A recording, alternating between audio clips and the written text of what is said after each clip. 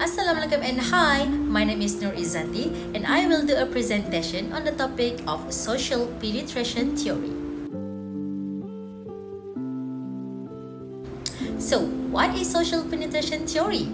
Social penetration theory is a concept used to explain how people develop closer relationships. This theory, created by psychologists Irwin Alman and Dalmas Taylor in 1973. This theory helps us to understand how we form deeper connection with others. So, most of us have likely experienced the nerves that come with getting to know someone. For example, Adam is going to meet his new acquaintance Amanda at a restaurant and he is definitely feeling nervous while waiting for her. He decided to wear a shirt from his favorite brand Uniqlo, and when Amanda arrives, it turns out that she's wearing a Uniqlo shirt too. And connecting right away over their same favorite brand leads to a deeper conversation about their passion. Adam and Amanda are following what communication experts have found is a pretty standard formula. According to Irwin Alman and Dalmas Taylor, intimacy involves more than physical intimacy. Other dimensions of intimacy include intellectual, emotional, and the extent to which a couple share. So, as we move down the path towards emotional intimacy, we divulge more and more personal information with one another. And when people get to know the real us, like on deeper levels, it can bring us closer together. But it's totally valid if sharing deeply personal information makes us feel vulnerable. So, by understanding certain patterns and choosing how much to share at different stages in a relationship, we can build relationships while protecting our privacy. And in the process, we can learn how to peel back the layers of who we are to create meaningful connections with other people.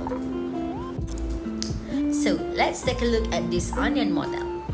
The onion model has many layers. Social penetration theory says that people are like onions. We have so many layers to our personality and we learn about how core they are. For example, when we meet someone new, we only show the outer layers. As we get to know them better, we start to reveal the inner layers. Basically, a public image is the outer layer of a person that others can see. And reciprocity is when someone starts to reveal additional about themselves and being open to each other. As relationships develop, we progress from sharing superficial things about ourselves, like our favorite ice cream flavor or band, to sharing deeper things like our deepest fears. So, as a relationship grows, we disclose more and more about ourselves. Next, let's talk about self-disclosure. So, what is self-disclosure? Self-disclosure is the process we go through to purposely reveal information about ourselves to another person that they wouldn't know have otherwise known is self-disclosure. Self-disclosure doesn't have to be super deep or private to be meaningful, but there are different ways to go about disclosing information to people. In fact, we use two different types of self-disclosure depending on the situation we are in and the potential risks of sharing information about ourselves. Types of self-disclosure. First, breadth. Breadth is the number of topics a person feels comfortable discussing in a relationship. Like early on in a relationship, we probably have more surface level conversations about a lot of different topics. And since we don't know people that well when we first meet, sharing really personal information can feel a bit risky. Then there's the depth of self-disclosure, which refers to how personal or deep our communication with others is. Impersonal stuff to personal stuff allow us to start the process of relationship building. So, when it comes to depth, what we share can go from really impersonal stuff to really personal stuff. In fact, in new relationships, we start off with small talk, which is when we share superficial details about ourselves with another person.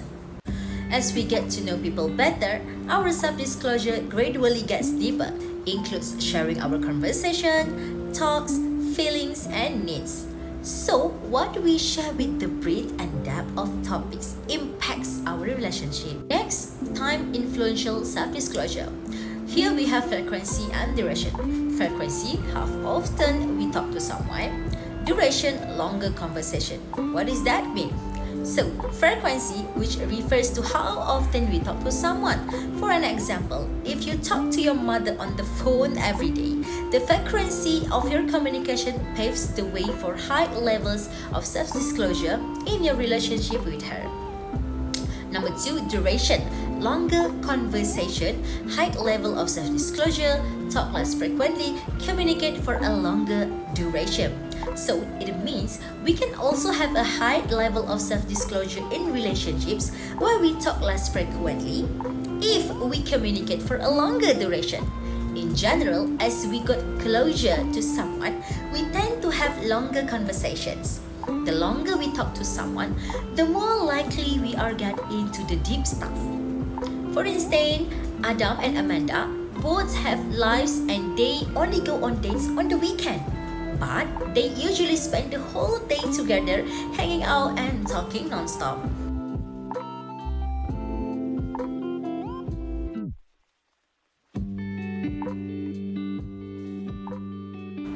Now, let's move to the stages of social penetration process. Again, onion model, orientation, exploratory affective, affective exchange, and stable. To dig deeper and peel back the layers of social penetration theory, Allman and Taylor describe self-disclosure going through 4 stages. Number 1, orientation, most superficial stage, mostly engage in small talk, reveal low-stakes facts about ourselves. So, the first layers of who we are is peeled back during orientation, which is most superficial stage. During orientation, we mostly engage in small talk and reveal low-stakes facts about ourselves. For an example, sharing about talents or interests to give an impression. At the beginning of relationships, it's normal to stick to the orientation stage for a while.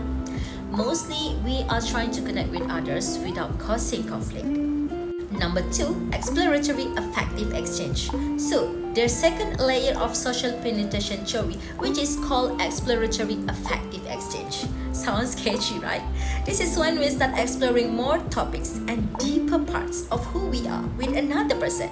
During this stage, people explore more topics with each other on a deeper level, but they still keep the core of who they are private.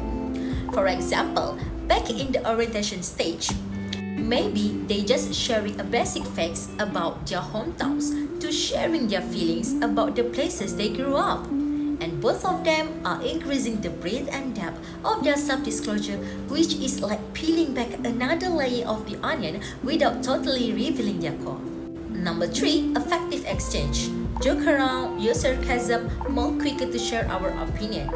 So this is the stage where we might joke around, use sarcasm, and more quicker to share our opinions. As we communicate with each other during this phase, we become less guarded about what we share and how we share it. We might begin to have a conflict, but a conflict isn't necessarily a bad thing, especially since at this stage, we know each other well enough to work through the conflict. Number 4, stable exchange. Share deeper thoughts and feelings. Become really honest about our needs. Only do with people we absolutely trust. Few relationships that reach this stage. So, this is the last 4th stage of social penetration theory called stable exchange. This is when we get to the core onion.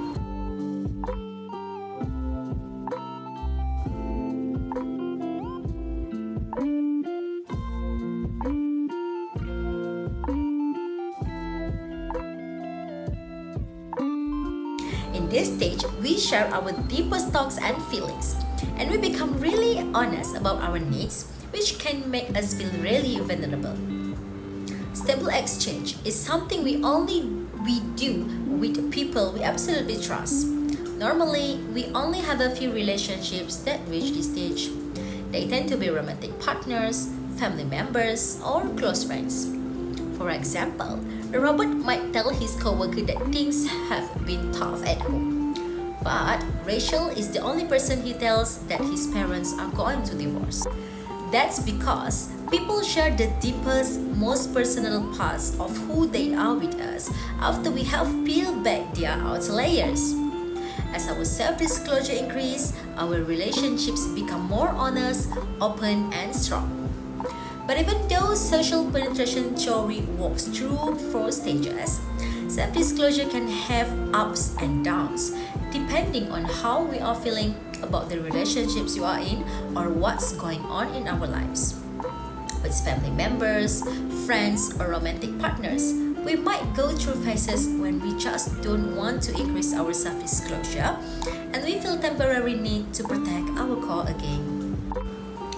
But there are also times when people grow apart and don't want to have a relationship anymore, which can cause us to decrease our self-disclosure. Benefits of social penetration theory help us to improve our relationships, be more patient and understanding, takes time and effort. So basically, social penetration theory can help us to improve our relationships, and by recognizing these stages, we can be more patient and understanding as we get to know each others.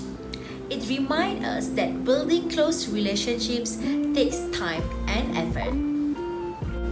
In conclusion, self-disclosure in social penetration theory allows us to open up to other people, and when we know how it works, we can use that knowledge to build strong and trusting relationships with the people we care about. Social penetration theory teaches us as exposing the new layers of ourselves and help move our relationships forward or pull them back if we need to do. When we build a relationship on self-disclosure, honesty, and trust, we can truly get to know another person right to their onion core. Basically, social penetration theory helps us to understand how people progress through stages of self-disclosure in relationships, and to illustrate what moving through these stages look like, they compare self-disclosure to the process of peeling an onion. As we know, onions have thin and flimsy outer layers, and those layers are usually really easy to peel back. But the deeper layers of an onion are thicker and stronger, which makes them much more difficult to peel off. If we finally make it to the core of an onion, you've done a lot of peeling and put in tons of works and probably shed some tears. But after all that hard work, you have a bunch of different pieces of one amazing onion that will come together to make a delicious dip, and like onions, humans have layers. Let's take a look at this video. Decapitated an entire village and put their heads on a pike. Got a knife, cut open their spleen and drink their fluids. Does that sound good to you? No, not really, no. For your information, there's a lot more to ogres than people think. Example? Example? Okay, ogres are like onions. They stink? Yes. No. Oh, they make you cry? No. Oh, you leave them out in the sun, they get all brown, start sprouting little white hairs. No. Layers. Onions have layers. Ogres have layers. Onions have layers. You get it. We both have layers. Oh, you both have layers. Oh. You know, not everybody like onions.